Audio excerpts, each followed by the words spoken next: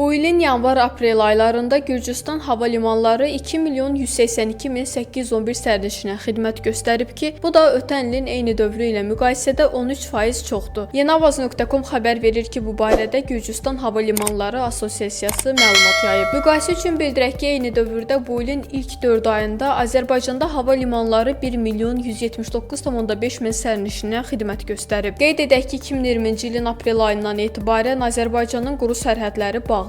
Quru yolla ölkəyə yalnız yüklərin giriş-çıxışına icazə verilir. Digər insanların xarici ölkələrə gediş-gəlişi yalnız hava limanları vasitəsilə həyata keçirilir. Lakin Gürcüstanda quru sərhədlərin açıq olmasına baxmayaraq, bu ölkənin hava limanlarından istifadə edənlərin sayı Azərbaycanla müqayisədə təxminən 2 dəfəyə yaxın çox olub. Mütəxəssislər isə bildirirlər ki, bunun əsas səbəbi Gürcüstanda turizmin daha intensiv təşviqidir. Bu ölkədə aşağı büdcəli aviaşirkətlərin fəaliyyətinin genişlənməsi və biletlərin daha münasib qiymətlərlə təklif olunması da sərnişin axınının artmasına təsir edən əsas amillər sırasındadır. Son 7 ildə Azərbaycan və Gürcüstan hava limanlarında sərnişin dövriyyəsi bu şəkildə olub.